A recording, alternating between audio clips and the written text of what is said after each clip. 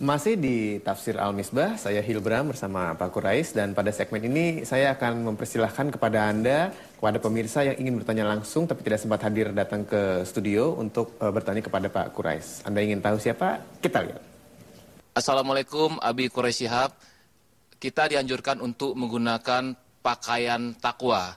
Nah, saya ingin bertanya, apakah ciri-ciri khusus dari orang yang telah menggunakan pakaian takwa tersebut? Ciri-ciri khusus orang yang menggunakan pakaian takwa. Saya ada teringat ungkapan seorang sufi besar, Al-Hasan Al-Basri. Dia berkata, Anda akan melihat dia selalu bersih walau miskin, selalu hemat walau sederhana. Kalau beruntung dia bersyukur. Kalau merugi atau diuji, dia bersabar. Kalau dia tidak berjalan membawa fitnah. Dia tidak menghabiskan waktu dalam permainan. Dia tidak menuntut yang bukan haknya. Tapi tidak menahan hak orang lain. Kalau dia dimaki, dia tersenyum. Sambil berkata, kalau makian Anda benar, saya mohon semoga Tuhan mengampuniku, dan kalau makian Anda salah, saya mohon semoga Tuhan mengampunimu. Kemanapun dia melangkah, dia bersama Tuhan, kapanpun dia bercakap, dengan Tuhan dan tuntunannya dia bercakap. Itu kesimpulan dari seorang tokoh. Kita bisa kembangkan itu sedemikian panjang, tapi pokoknya jadi orang baik deh. Luar biasa sekali. Kalimat itu sangat powerful, Pak Quraish. Saya sangat terenyuh. Luar biasa. Baik, masih ada satu pertanyaan lagi. Silahkan. Assalamualaikum Pak Quraish, mohon penjelasannya mengenai batasan aurat laki-laki dan juga perempuan. Mengapa aurat perempuan jauh lebih banyak batasannya daripada laki-laki? Aurat. Beda pendapat ulama. Itu dulu harus diakui. Yang tidak mengakuinya, wawasannya terlalu sempit. Nah, sejak dulu ini, aurat laki-laki. Ada yang menyatakan aurat laki-laki itu antara pusar dan lutut. Ya, oke. Penafsirannya apa? Antara pusar dan lutut itu berarti dari pusar ke lutut atau antaranya? Nah, kalau Anda berkata antaranya, itu lutut tidak masuk, paha tidak masuk. Apa persis antara itu? Ini perbedaan pendapat Imam Syafi'i dan Imam Abu Hanifah. Dua-dua merujuk pada hadis. Oke. Jadi aurat laki-laki beda-beda pendapat ulama. Aurat perempuan juga begitu. Ada yang berkata bahwa aurat perempuan itu seluruh badannya. Walau wajah. Ini yang pakai cadar nih. Ya kan? Itu. Jadi Anda di sini ini tidak menutup aurat menurut mereka. Ya kan? Karena mata tidak boleh terlihat. Itu yang kita lihat biasa kan ada itu. Oke. Satu pendapat. Nah, ada lagi pendapat yang berkata bahwa aurat perempuan itu seluruh badannya kecuali tangan dan wajahnya. Nah, bertanya lagi, tangan itu sampai di mana? Apa seluruh sampai jari-jari? Atau jari-jari bisa terlihat? Atau lengan bisa terlihat? Beda lagi. Ya kan? Nah, ada lagi yang berkata bahwa aurat perempuan itu memang diperintahkan oleh Allah untuk memakai jilbab. Nah, tapi kita lihat sekarang alasannya. Diperintahkan memakai jilbab supaya tidak diganggu. Dan dia dikenal sebagai wanita-wanita terhormat. Itu fungsi pakaian. Supaya tidak terganggu. Nah, ada seorang ulama punya anak di Amerika atau di Perancis. Dia kalau pakai jilbab diganggu. Jadi nggak usah pakai jilbab. supaya kamu tidak terganggu. Itu alasan dia membaca ayat ini, ya kan? Kalau begitu, bagaimana auratnya? Dia harus memakai pakaian terhormat. Jadi beda pendapat. Hanya yang paling baik menurut saya, yang baik ya, pakai jilbab seperti ibu-ibu ini. Kelihatanlah mukanya nggak apa-apa. Tetapi saya tidak ingin berkata bahwa orang yang memakai pakaian terhormat itu otomatis melanggar aturan agama. Saya tidak mau berkata begitu. Selama pakaiannya terhormat ya. Kita punya pakaian, ada orang pakai span, pakai tangan yang ini. Itu ada pendapat yang membolehkan. Saya kira itu. Pak Quraish menyikapi aurat dan pakaian ini. Sekarang bagaimana kita melihat perbedaan dari beberapa pendapat yang ada? Apakah kita harus menganjurkan? Apakah kita harus mengemukakan pendapat kita atau diam saja atau bagaimana? Kalau Anda punya pendapat,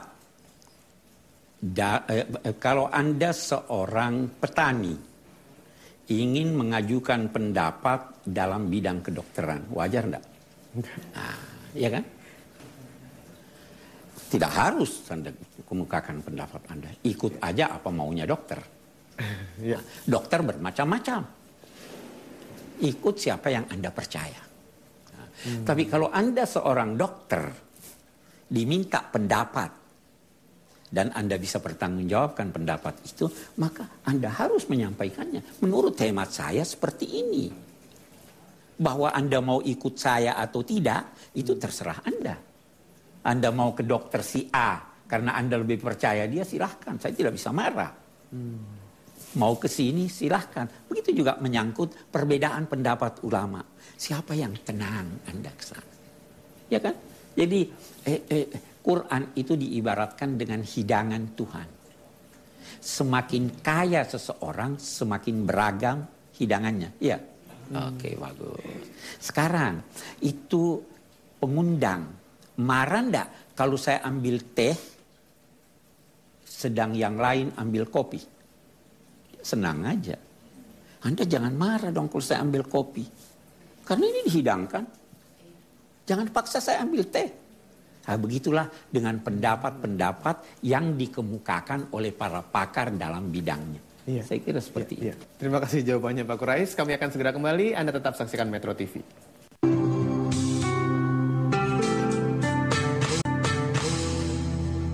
Dipersembahkan oleh Bank BRI.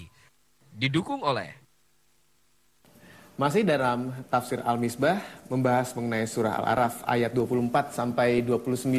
Sekarang kami sampai pada kesimpulan mengenai program ini. Silahkan Pak Quraish.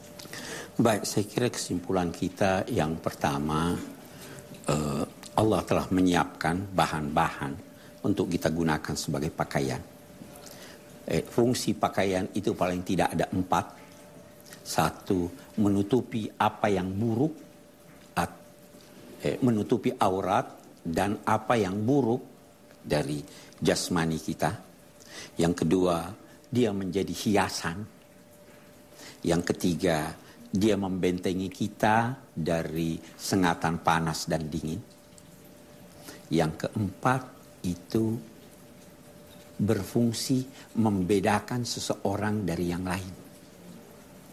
Ini orang baik, ini orang kurang baik, ini polisi, ini tentara, ini kiai, ini bajingan. Ya kan? Itu dari pakaiannya kita bisa tahu. Oke, itu fungsi pakaian itu. Yang ketiga, ketertutupan aurat itu sebenarnya sesuatu yang mantap di dalam hati setiap insan. Tetapi karena pandainya setan menggoda, apa yang begitu mantap dia berhasil untuk mencabutnya pada sebagian orang. Selanjutnya dari sini juga kita dapat mengetahui bahwa ada pakaian lahir, ada pakaian batin. Pakaian takwa itu. Dibasuh takwa. Tapi jangan anggap pakaian takwa itu baju koko. Nah, itu masih pakaian lahir itu kan, baju koko. Walaupun dinamai baju takwa ya. Ya. Hal tidak demikian. Oke. Yang selanjutnya yang kita bisa ambil kesimpulan di sini adalah baik melanjutkan tradisi lama selama itu baik, tetapi kalau ada yang lebih baik, kita tinggalkan yang lama, walaupun baik, tapi kita ambil yang lebih baik. Ya. Pengobatan misalnya, ada cara-cara pengobatan masa lama. Kalau ada pengobatan masa baru bagaimana? Kita ambil. Naik haji pakai unta. Atau kita ada yang baru nih, pesawat. Itu dalam kehidupan bermasyarakat. Tapi dalam ibadah kita lakukan apa yang diajarkan oleh Nabi walaupun itu sudah lama. Oke. Allah memerintahkan untuk selalu mengambil sikap moderasi, ya kan? Allah memerintahkan untuk menegakkan keadilan dan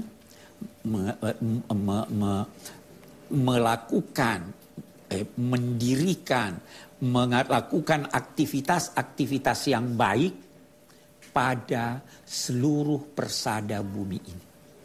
Ambil pakaian yang indah, kegiatan-kegiatan yang bermanfaat dimanapun Anda berada. Itu pesan ayat ini. Dan mohonlah kepada Tuhan, beribadahlah kepadanya secara tulus. Nanti sebagaimana kalian lahir dalam keadaan telanjang, kalian juga akan dibangkitkan dalam keadaan telanjang. Jangan sekarang telanjang. Saya kira itu. Baik, terima kasih kalau begitu untuk kesempatannya Pak Quraisy. Dan mudah-mudahan kita bertemu lagi pada kesempatan yang lain di Tafsir Al-Misbah. Dan Anda juga tetap menyaksikan Metro TV dengan program-program Ramadannya dalam berkah cahaya Ramadan. Saya Hilbram Dunar, wassalamualaikum warahmatullahi wabarakatuh.